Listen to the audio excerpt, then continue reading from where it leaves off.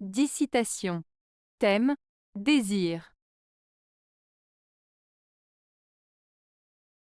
1. Le désir est l'autodétermination du pouvoir d'un sujet par la représentation d'un fait futur, qui serait l'effet de ce pouvoir.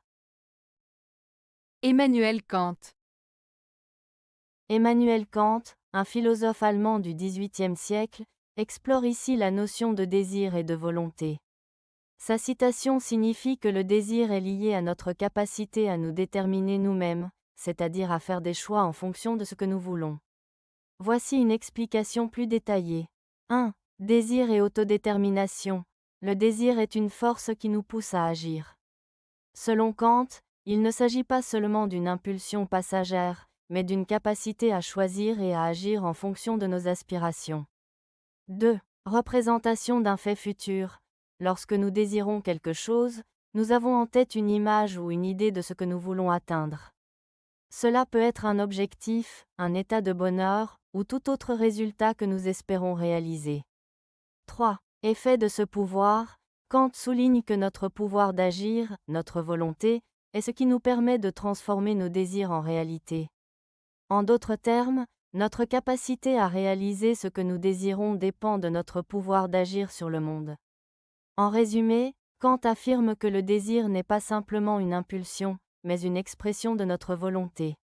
Il est lié à notre capacité à nous projeter dans l'avenir et à agir en fonction de nos représentations de ce que nous voulons réaliser. 2. En réalisant ses désirs, autrement dit en se réalisant soi-même, l'homme réalise l'absolu. Henri de Monterland. Cette citation de Henri de Monterland évoque l'idée que la réalisation de nos désirs personnels est essentielle à notre développement en tant qu'individu. Voici une explication plus détaillée. 1. Réaliser ses désirs. Cela signifie poursuivre ce que l'on veut vraiment dans la vie, que ce soit des ambitions professionnelles, des passions ou des relations. Lorsque l'on agit pour atteindre ses désirs, on se rapproche de ce que l'on est vraiment. 2. Se réaliser soi-même. Cela fait référence à l'idée de s'épanouir et de devenir la meilleure version de soi-même. En réalisant nos désirs, nous découvrons qui nous sommes, ce qui nous rend heureux et ce qui nous motive. 3. Réaliser l'absolu. L'absolu ici peut être compris comme une forme de vérité universelle ou de plénitude. En se réalisant pleinement, l'homme touche à quelque chose de plus grand que lui-même, une sorte d'accomplissement ultime. En résumé, Monterland suggère que pour atteindre un état de plénitude ou de vérité, il est nécessaire de suivre ses désirs et de s'engager dans un processus de réalisation personnelle. Cela implique que chaque individu a le pouvoir de façonner sa vie en fonction de ses aspirations.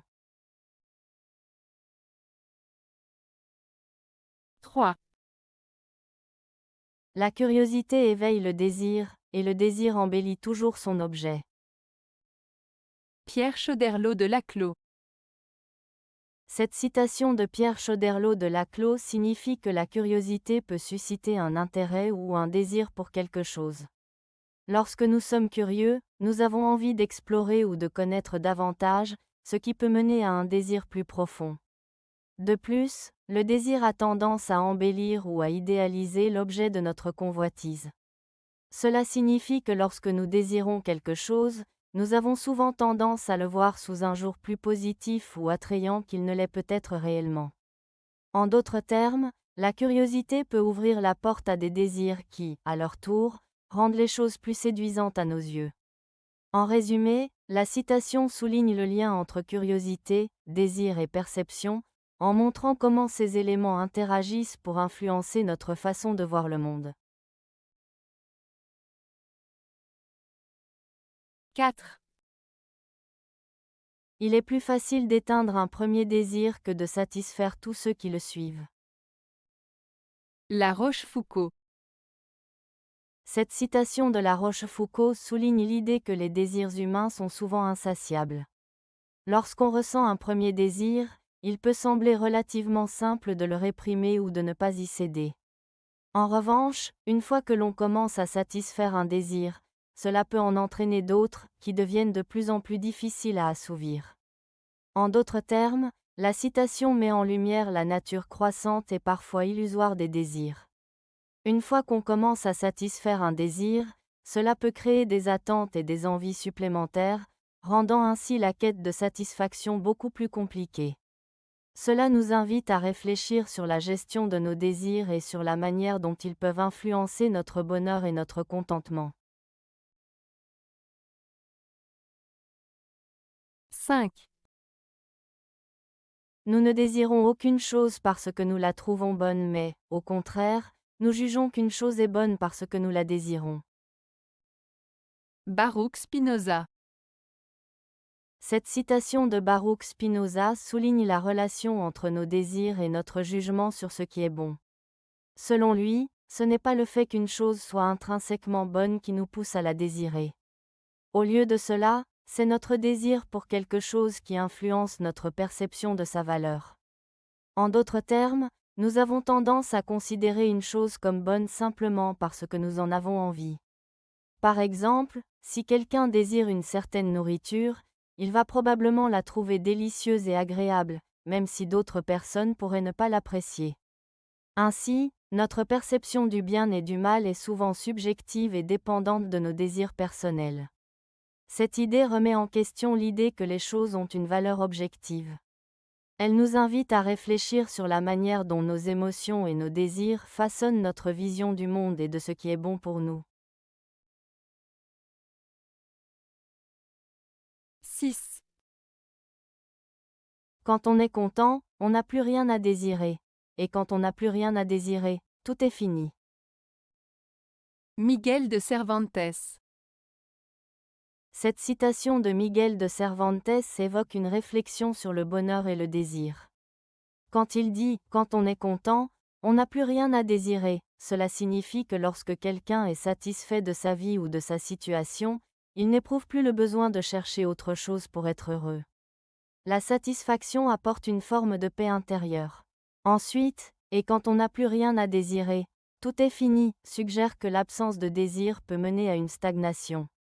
Si l'on n'a plus d'aspiration ou de rêve, cela peut donner l'impression que la vie n'a plus de sens ou d'objectif à atteindre. En somme, Cervantes souligne que le désir et l'aspiration font partie de la condition humaine et qu'ils sont essentiels pour donner un sens à notre existence. Ainsi, la citation nous invite à réfléchir sur l'équilibre entre contentement et désir, être heureux tout en continuant à aspirer à des choses nouvelles. 7. Bénissons nos désirs insatisfaits, chérissons nos rêves inaccessibles. L'envie nous maintient en vie. Frédéric Beigbeder. Cette citation de Frédéric Beigbeder évoque l'idée que nos désirs et nos rêves, même s'ils ne sont pas réalisés, jouent un rôle essentiel dans notre existence. Voici une explication des différentes parties de la citation. 1. Bénissons nos désirs insatisfaits. Cela signifie qu'au lieu de voir nos désirs non réalisés comme des frustrations, nous devrions les apprécier. Ces désirs nous motivent et nous poussent à avancer dans la vie. 2. Chérissons nos rêves inaccessibles. Les rêves qui semblent impossibles à atteindre sont également précieux. Ils nous inspirent, nous donnent de l'espoir et nous incitent à nous dépasser.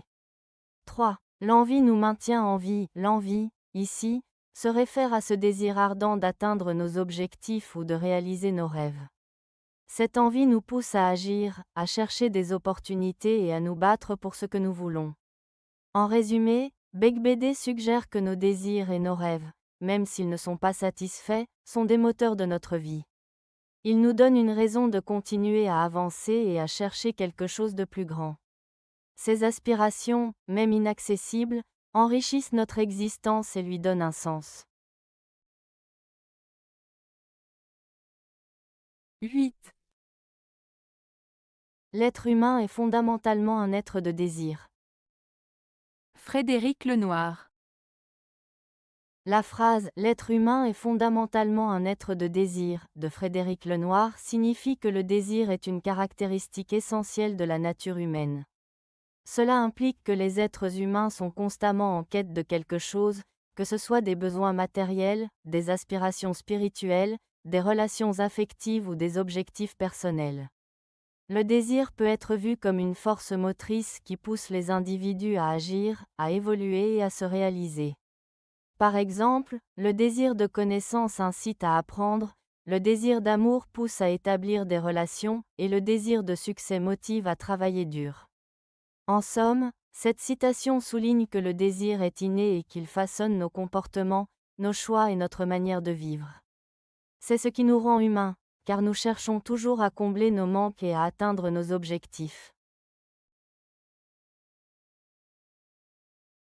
9. Gardons-nous d'appeler amour ce qui relève seulement du hasardeux frisson et de la brève moiteur. Louis Pauwels. Cette citation de Louis Pauwels évoque une distinction importante entre l'amour véritable et des émotions passagères. Lorsqu'il parle de hasardeux frisson, il fait référence à des sensations éphémères, comme l'excitation ou l'attirance physique, qui peuvent survenir de manière imprévisible. Ces sentiments peuvent être intenses, mais ils sont souvent superficiels et ne durent pas. La brève moiteur évoque également des moments de passion fugace, qui ne sont pas nécessairement liés à un engagement profond ou à une connexion émotionnelle durable.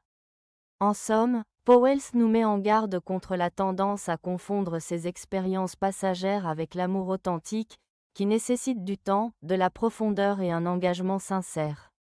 Il suggère qu'il est important de ne pas réduire l'amour à ces sensations temporaires, car cela peut conduire à des malentendus sur la nature de nos relations. 10. Nos désirs ne deviennent vraiment convaincants que lorsqu'ils sont reflétés par ceux des autres. René Girard. La citation de René Girard souligne l'idée que nos désirs sont souvent influencés par les désirs des autres. En d'autres termes, nous avons tendance à vouloir ce que les autres veulent. Cela signifie que notre perception de ce qui est désirable ou précieux est souvent façonnée par la société et les personnes qui nous entourent. Girard suggère que nos désirs prennent plus de poids et de crédibilité lorsque nous voyons que d'autres les partagent. Par exemple, si beaucoup de gens désirent un certain produit ou une certaine expérience, cela peut renforcer notre propre désir pour cette chose, même si, à la base, nous n'en avions pas forcément envie. Cette dynamique peut également mener à des rivalités ou des conflits, car les gens peuvent se battre pour obtenir ce que d'autres désirent.